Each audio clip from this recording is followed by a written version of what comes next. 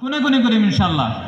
আল্লাহ সুবহানাহু ওয়া তাআলা আমাক তৌফিক দান করুক, আমিন। মাহতারাম দোস্ত বুজুর্গ, এতিয়া আহোঁ, আল্লাহ সুবহানাহু ওয়া তাআলা আমাক সব দিলে, দিয়ার পিছত আমাক আল্লাহ পাকে বনালে। এতিয়া আমি নামাজত আহিলে কি পাম? নামাজত আহিলে কি পাম? যে যেতিয়া নেকি আমি নামাজত আহিম, নামাজত খালি খাৰা হৈছোঁ, খাৰা হোৱাৰ লগে লগে মই আল্লাহু আকবার কৈ পেলাই নিয়ত বান্ধিলোঁ। এই পৃথিৱীত যিমান সৃষ্টজীৱ আছে, গোটেই সৃষ্টজীৱক তাৰ ইচ্ছা অনুযায়ী তাক বস্তু দিয়াৰ পিছত সি যেনেকৈ ৰাজি আৰু খুশি হ'ব মোৰ ওপৰত, তেনেকৈ প্ৰতিটো প্ৰাণীক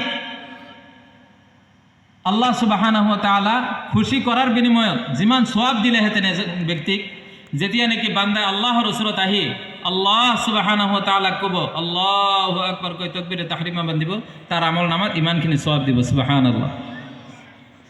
এতিয়া আমি ইসলাম প্রচার করার ক্ষেত্ৰত কোনো ব্যক্তি যদি যুদ্ধ কৰি কৰি শহীদ হৈ যায়, তেওঁক আল্লাহ পাকে বিনা হিসাবে জান্নাত দান কৰিব। তার কোনো হিসাব নাই, কোনো ধরনের হিসাব নহব, বিনা হিসাবে আল্লাহ পাকে তাক জান্নাত দান কৰিব। এই যুদ্ধৰ ময়দানত কোনো ব্যক্তি যুদ্ধ কৰি কৰি একদম শহীদ হৈ গৈছে, যিমানখিনি সওয়াব পাব।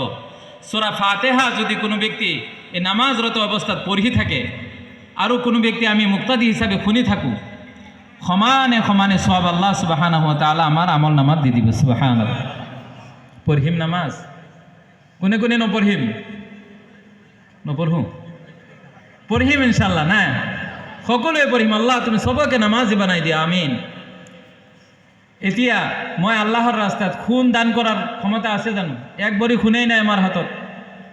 এতিয়া মোৰ ওজনটো ধৰক 56 কেজি বা 55, 54, কাৰোবাৰ 60, কাৰোবাৰ 70, ইমানখিনি খুন আল্লাহ পাকৰ ৰাস্তাত দান কৰাৰ ক্ষমতা কাৰো হাতত আছেনে?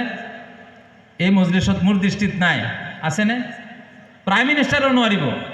আমি এটা এটা রুকু কৰিম, এটা এটা রুকুত আল্লাহ পাকে নিজৰ ওজন পৰিমাণৰ খুন আল্লাহ পাকৰ ৰাস্তাত দান কৰিলে যিমান সওয়াব হয়, সিমান সওয়াব আল্লাহ পাকে আমাৰ আমল নামাত দি দিব। সুবহানাল্লাহ, আল্লাহু আকবার। আল্লাহ কেনেকুৱা দেনেৱালা মালিক।